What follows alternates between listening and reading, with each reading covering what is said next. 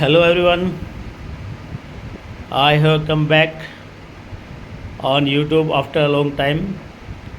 So welcome to all of you, and in today class we will try to understand to find direct and indirect object. So let's try students. यहाँ पर मैंने mention किया है how to find direct and indirect object, और simply अगर मैं आपको बताऊं तो ये बड़ा आसान है, सो इजी है इसको आइडेंटिफाई करना। देखिए आइडेंटिफाई तो वर्ब एक्शन, यानी कि सबसे पहले आप एक्शन को फाइंड आउट कीजिएगा कि उसमें एक्शन क्या हुआ है, यानी कि उसमें वर्ब क्या आई है। देन आफ्टर हमें उस स्टेटमेंट में व्हाट लगाना है और हुम लगाना है। व्हाट का मतलब क्या और हुम का मतलब किसे, किसके बाद लगाने, आफ्टर द वर्ब। चलिए कुछ सेंटेंस मैंने मेंशन किए हैं। Let's see how many students to learn. He kick the ball. देखिए यहाँ पर अगर मैं क्वेश्चन लगाता हूँ हु किक द बॉल, तो बॉल को किक किसने किया, तो आपका आंसर होगा he. Here noun, noun means subject. He kick the ball, who kick the ball, तो आपका आंसर आएगा कि sir he kick the ball. अगर मैं यहाँ पर वर्ब को लेकर मेंशन करता हूँ, वर्ड क्या, what, kicked what, kicked what, kick का मतलब होता है पैर से किक करना, मारना। He kicked the ball, kicked what, तो आपका आंसर आएगा किक किया क्या, द बॉल। तो बॉल क्या हुआ आपका, ऑब्जेक्ट। ऑब्जेक्ट कौन सा है, ये डायरेक्ट है इनडायरेक्ट। तो स्टूडेंट्स ये डायरेक्ट ऑब्जेक्ट है, जो वर्ब से रिलेट होगा, जो वर्ब को डिफाइन करेगा, वर्ब के साथ जुड़ के चलेगा, वो क्या होगा आपका डायरेक्ट ऑब्जेक्ट है। Let's see another example. I wrote a letter to God. I wrote a letter to God. Who wrote a letter to God, तो आपका आंसर होगा सर आई। हु का मतलब कौन, I wrote a letter to God, तो I यहाँ पर क्या आया आपका सब्जेक्ट है। अब मैं लिखता हूँ रोट, क्या लिखा भाई, रोट व्हाट, रोट व्हाट, तो आपका आंसर आएगा सर अ लेटर। लेटर लिखा, तो ये आपका क्या रहेगा, डायरेक्ट ऑब्जेक्ट है। मैं आगे बोलता हूँ I wrote a letter to whom, किसको लिखा, तो आपका आंसर आएगा गॉड। तो ये क्या रहेगा आपका इनडायरेक्ट ऑब्जेक्ट है। नेक्स्ट देखिए, Ram played football with me. Ram played football with me.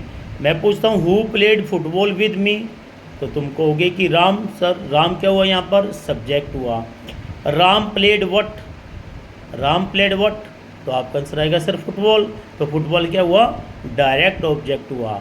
फिर मैं आगे क्वेश्चन आपसे करता हूँ, Ram played football with whom, किसके साथ, आपका आंसर आएगा सर मी। तो मी यहाँ पर क्या हुआ बच्चों, इनडायरेक्ट ऑब्जेक्ट हुआ। इसके बाद आगे देखते हैं, she washed the clothes. She washed the clothes, तो मैं पूछता हूँ हु वॉश द क्लोथ्स, तो आपका आंसर आएगा सर सी। सी यहाँ पर क्या हुआ बेटा, सब्जेक्ट। क्या है, सब्जेक्ट, यानी कि हु से हम क्या फाइंड आउट कर रहे हैं, सब्जेक्ट को। इसके बाद शी वॉश्ड व्हाट, मेरे साथ बोलना, सी वॉश्ड व्हाट, तो आपका आंसर आएगा क्लोथ्स। तो यहाँ पर क्या हुआ, ये डायरेक्ट ऑब्जेक्ट हुआ। You invited me, who invited मी, आपका आंसर आएगा यू। यू यहाँ पर क्या हुआ आपका subject. You invited what, what लगा कर देखिए आप, व्हाट का आंसर क्या से क्या आपका रिप्लाई आया, अरे क्या से आपका रिप्लाई आया, तो आपका आंसर आएगा सर नो। अगर मैं यहाँ पर आपसे पूछता हूँ यू इन्वाइटेड हुम, आपने किसे इन्वाइटेड किया, तो आपका आंसर आएगा मी। तो यहाँ पर आपका क्या रहेगा, ये इनडायरेक्ट ऑब्जेक्ट रहेगा। इसके बाद है दे आस्क्ड क्वेश्चंस।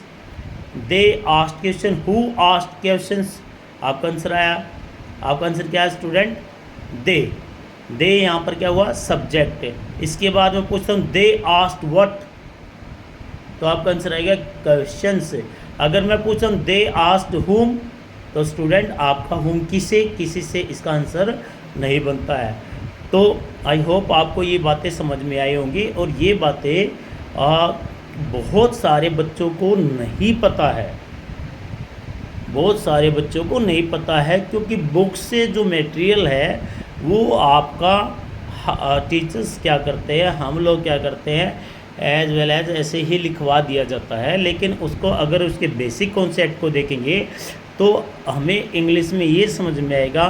कोई भी इंग्लिश का स्ट्रक्चर है तो वो उसमें सब्जेक्ट प्लस वर्ब का कॉम्बिनेशन प्लस हो सकता है कि ऑब्जेक्ट आए या ना आए।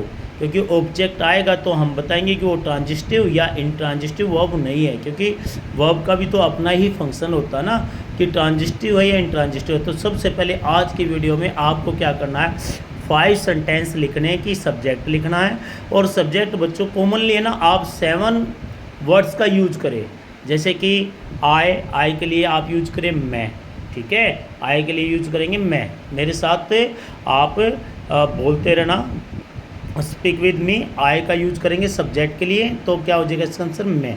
आई के साथ आप कोई भी एक्शन वर्ड लगाइए, जैसे कि आई वॉच्ड अ मूवी, इस तरीके से, ठीक है। इसके बाद आई के बाद लगाइए आप यू मतलब आप और तुम, यानी कि तुम भी बोल सकते हैं, उसके लिए हम आप भी बोल सकते हैं।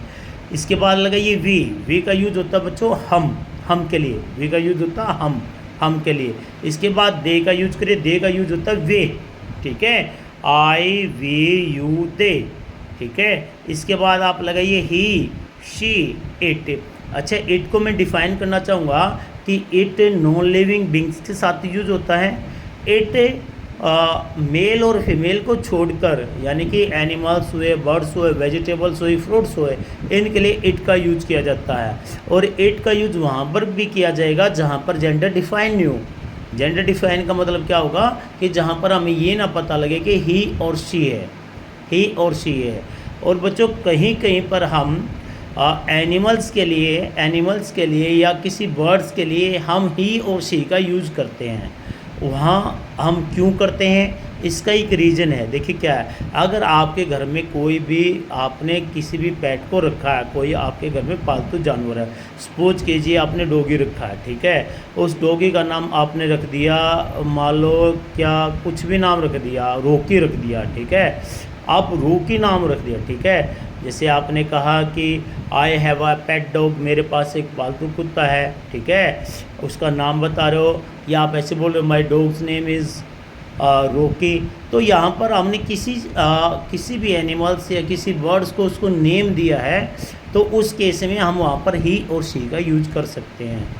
तो मुझे उम्मीद है, आई होप आपको ये चीज़ें क्लियरिटी से समझ में आई होंगी कि एक तो मैंने यहाँ पर ऑब्जेक्ट को बताया है, और यहाँ पर आपका स्ट्रक्चर इंग्लिश में सबसे मेन पॉइंट है, आपको सब्जेक्ट, वर्ब और ऑब्जेक्ट के कॉम्बिनेशन का पता होना चाहिए।